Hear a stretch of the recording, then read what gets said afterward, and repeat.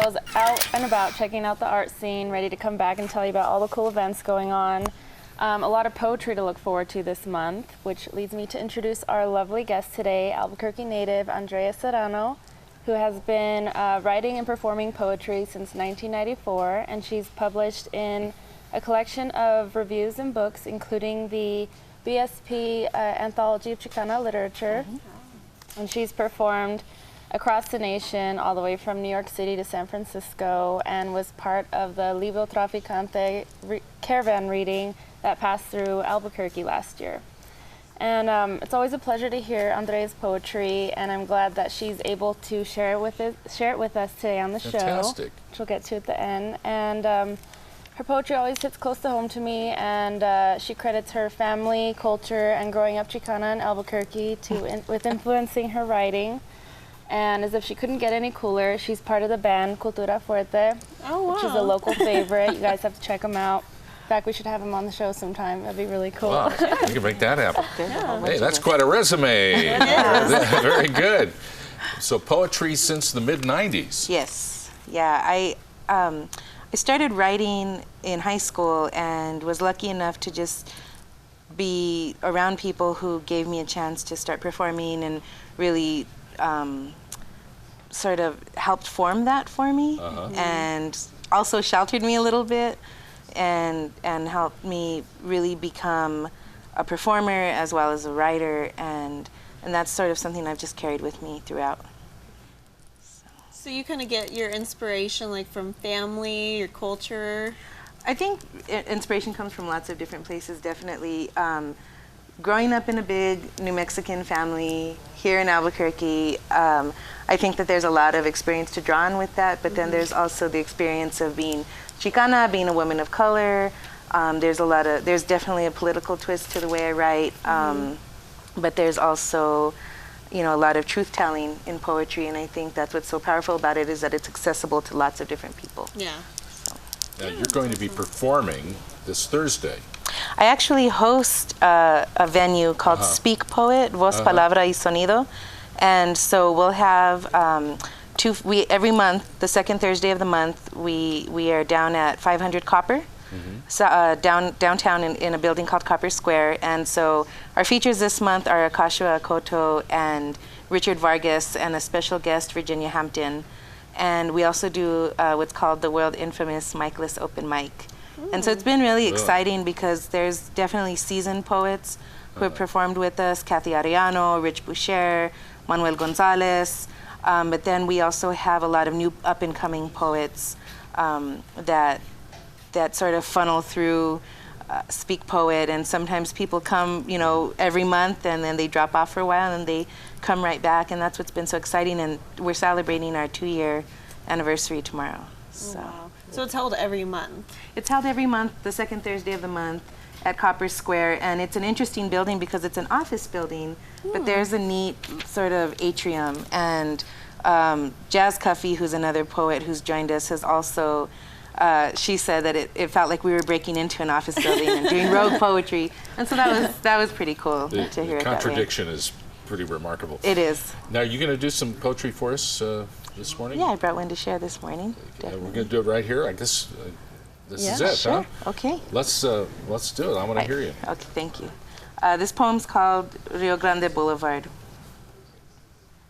A yucca plant is all that remains, planted at the feet of the Guadalupana painted on a crumbling adobe wall on Rio Grande Boulevard. Thousands of cars pass her by each day, but no one ever stops to pray or pay homage or even just say hello. The wall shared a parking lot with Ned's Lounge, where $2 Tuesdays meant cheap vodka tonics and even cheaper tacos. The Virgencita on the wall faced the door, and I never thought to stop and ask her, hey, what's a nice girl like you doing in a place like this? I didn't think much of it when Ned's closed its doors. No regrets that I didn't get to have one last drink. Those days have long passed me by. The comfort of home is where I spend most Tuesdays. A friend said Ned's was going to be knocked down along with a few other buildings to make way for condos and offices and a way of life not meant for me. I didn't believe him until the other day when the first building was reduced to a pile of rubble. I was gripped with fear and sadness when I saw it, but thankful when I saw the wall was still up. And I gave thanks for one more day until I drove by and she was gone. Workmen with purple-brown skin and hard hats threw bricks in a garbage bin. I imagine the one who knocked the wall down closed his eyes and prayed before the bulldozer made contact with her image. Fake adobe buildings will soon be built on top of sacred neighborhood space, like cathedrals on top of temples in Tenochtitlan and mission churches on top of kivas throughout the pueblos. We continue to just drive on by. Oh. That's on the Rio Grande. Yeah. Very nice. Very Good. poignant. I felt like I was there. Yeah, it's interesting to see the way neighborhoods are always changing, and a lot of my writing reflects that, sort of the changes that I see happening in Albuquerque, both good and other ones that aren't so good or that are hard to deal with. And it's relevant. I mean, it's around here, so we all know the Ned story. Yeah. So. Yeah, and I do. think what's really interesting with Speak Poet is that we see this community of voices that are tackling lots of different issues. And, you know, there's a photographer who comes every month. He comes down from the Española area, from Córdoba, New Mexico. His name's Angelo Sandoval, and he takes photos of every single Speak Poet. And some of the photos that you have shown this morning have been from him. And so he's documenting this event where I think people are really finding voice and really creating community. That's I had to cancel Speak Poet last month unexpectedly, and a group of poets still just got together and continued it on because that's the sort of community that's been created. And I think that's what's so important about poetry in our community and the different voices that make it happen. Okay, you perform this poetry, and I love that. And how about publishing it? Is that all part of what you do too? I've been published in anthologies. There was one called Ban This, the anthology of Chicano and Chicana literature, Mas Tequila Review, Malpais Review, the Sunday poem on the Duke City Fix, the Sunday poem. And I'm slowly working on my manuscript. I think initially I ran into it thinking, oh, I just have to turn in these poems, and there it is, there's the book. And there's a lot of editing that happens. The poetry on the page is a lot different from the poetry that's spoken. And so so it's a labor of love, and I'm just sort of letting it grow as it needs to and be what it needs to be.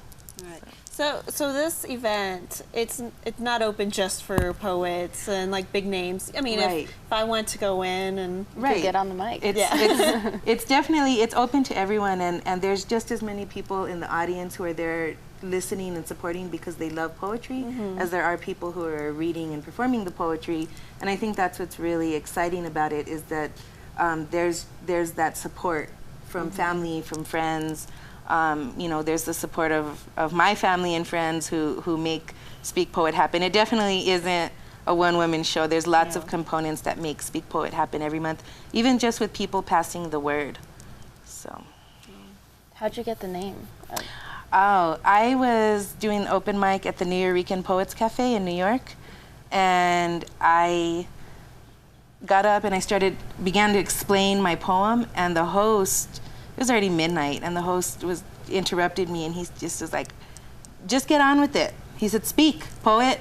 And that's actually one of the rules, if you will, of the open mic, is that we ask that open mic poets don't introduce their poem and explain it. Get up and do it. Just get up and do it. And if you try to explain it, the audience will yell, speak, poet. So that's actually where the name came from. Oh, cool. That's really cool. Yeah. It's like what we do here on the show. Just speak. Just do it. All right, so again, this event Thursday is a regular event, so tell us about what time and where and all Sure. that. It's the second Thursday of every month at 6:30 at Copper Square, which is 500 Copper Northwest. It's directly across the street from the main library downtown. There's parking on the west side of the building. We start around 6:30-ish, and it's always, a good time. We do ask for a donation, which goes to pay featured poets to give them a little something for their time. But we don't ever, it isn't a rule, and anyone's welcome.